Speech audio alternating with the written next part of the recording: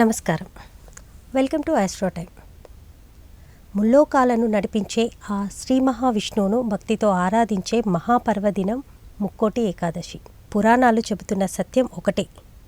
ఈ పవిత్ర రోజున ఉపవాసం ఉండి నిష్ఠతో వ్రతం ఆచరించే భక్తులకు మోక్షప్రాప్తి కలుగుతుందని. ప్రత్యేకంగా వైకుంఠ ఏకాదశి రోజున దేశవ్యాప్తంగా ఉన్న విష్ణు ఆలయాల్లో ఉత్తర ద్వారం తెరిచి పెడతారు. ఈ ద్వారం గుండా స్వామివారి దర్శనం చేసుకుంటే వైకుంఠ లోకప్రవేశం లభిస్తుందని భక్తుల అపార నమ్మకం. పౌరాణిక కథల ప్రకారం క్షీరసాగర మదనం జరిగి హాలాహలం అమృతం ఆవిర్భవించిన మహత్తర దినమిదే. అందుకే ముక్కోటి ఏకాదశి అత్యంత పవిత్రమైన పర్వదినంగా భావిస్తారు.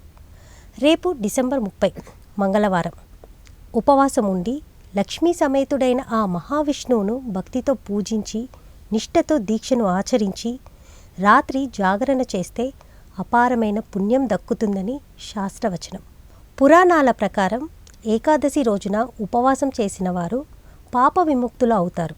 ఇది ఆధ్యాత్మికంగా మాత్రమే కాదు, జీర్ణాశయానికి విశ్రాంతినిచ్చే ఆరోగ్యకరమైన సాధనగా కూడా భావిస్తారు. ఇక ఏకాదశి వ్రతంలో పాటించాల్సిన 7 ముఖ్య నియమాలు ఇవే. అవేంటో చూద్దాం. 1. దశమి నాడు రాత్రి నుంచే ఉపవాసం ప్రారంభించాలి. 2. ఏకాదశి రోజంతా ఉపవాసం ఉండాలి. 3.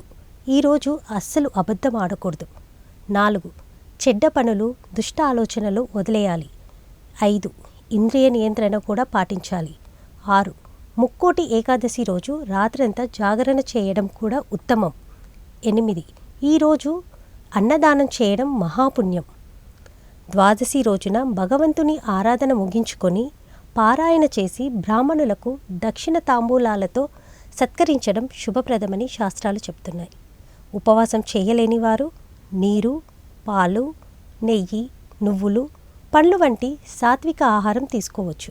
ముక్కోటి ఏకాదశి రోజున చేసే విష్ణు పూజ, భగవద్గీత పారాయణం, గోవింద నామస్మరణం, పురాణ శ్రవణం, గోసేవ చేయడంతో పాటు తమ శక్తిని అనుసరించి చేసే దాన ధర్మాలు మోక్షాన్ని ప్రసాదిస్తాయని భక్తుల విశ్వాసం. ఇవన్నీ చేసే అవకాశం లేకపోతే ఓం నమో నారాయణ అనే మంత్రాన్ని 108 సార్లు జపిస్తే అనుకున్న కార్యాలు సిద్ధిస్తాయని శాస్త్రోక్తి. శాస్త్రాలు చెబుతున్న అతి గొప్ప సత్యం ఏమిటంటే శ్రీ మహావిష్ణువు కొలువై ఉండే దేవాలయమే మన దేహం.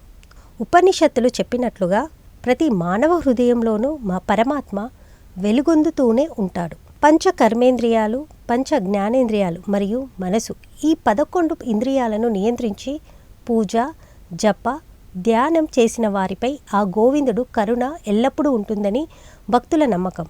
మరో అంశంతో మళ్ళీ కలుద్దాం. చూస్తూనే ఉండండి ఆస్ట్రో టైమ్. నమస్కారం.